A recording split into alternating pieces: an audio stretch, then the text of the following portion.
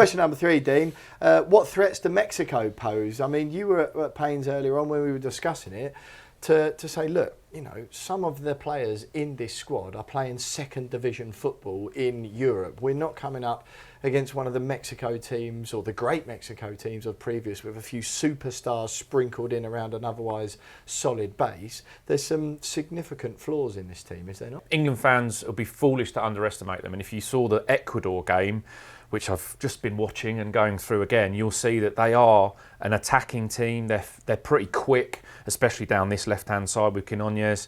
And you know they're playing, as I said, they're playing in front of a home crowd, and it's like an extra man. So just to explain their formation, they're most likely, or they have been in the group stages and the first knockout game, been in a 4-3-3. Yep. But it's a very flexible 4-3-3 that almost turns into a 3-4-3. Okay, so the right back who is will come up the side is Sanchez, Alvarado, and Gilberto Mora are the wide players, and they move into like that triangle that I love to talk about.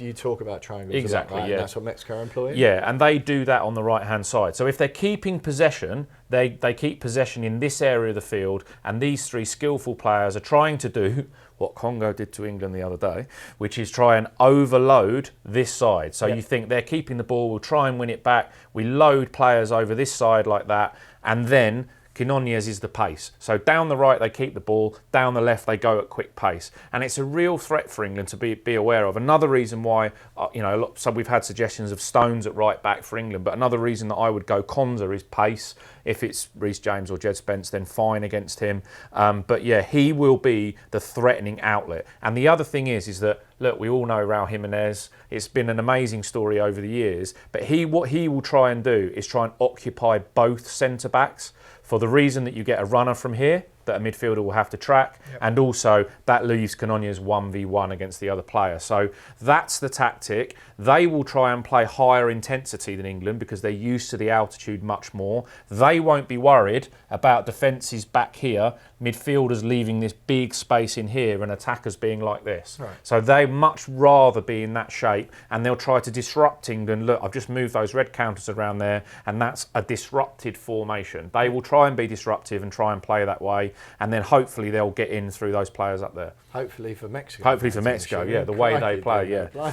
Seen the footage of you the other day celebrating the goal. I know you don't want Mexico to win. So that's going forward. Are you expecting quite a lot of direct long balls then, and putting England into situations, maybe with balls over the top, or like you say, once they've suckered the players in, they'll be looking to put England in a situation where they're having to exert themselves a lot, right? Yeah, absolutely. That's spot on. So they'll be wanting, when they play out, or if the goalkeeper's got the ball, they'll be wanting England to commit players forward like that, like Bellingham did early on against Congo, and what England have done quite well, to be fair, in the tournament, but not in this game. And then, if you end up having to do that, you don't want to be 1v1 back here in a 4, but what Mexico will be trying to do is overload that midfield area, hopefully. As you say, they've gone 1v1, and then they'll be looking to target Jimenez, who's attracting those defenders, pace from Quinones, more are coming from the other side, and then they all want to go back to front very quickly. Oh, Dino, that makes perfect sense, as so much of what you say does. Is it one of those situations then,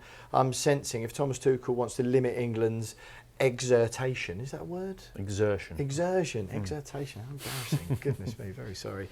Is one of those games then where if Mexico want to goad the centre forwards on, where, as we've seen several times in the Premier League this season, even from the biggest teams, and fans don't always like it because they want their teams to be pressing and all that, where actually the front 3 just come back into around this zone here. Sorry for touching the mat here. I know this is your territory.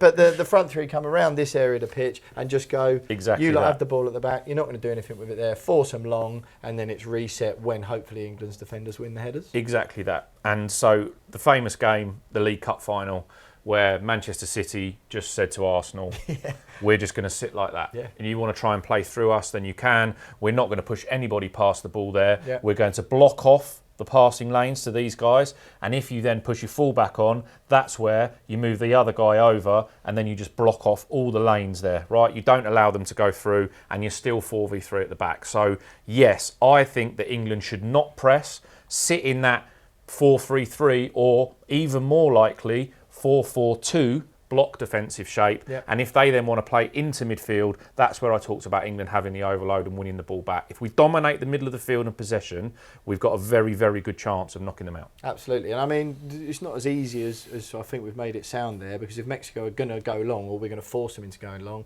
Raul Jimenez, of course, a player that many Premier League fans will be familiar with. He, particularly given his remarkable comeback story and the scenes we've seen of him celebrating those goals in front of his home fans at the World Cup, must be the peak of his career by a million miles. He's sort of built different, isn't he? He is built different. Let's hope it is the peak of his career by a million miles. But yes, he is built different.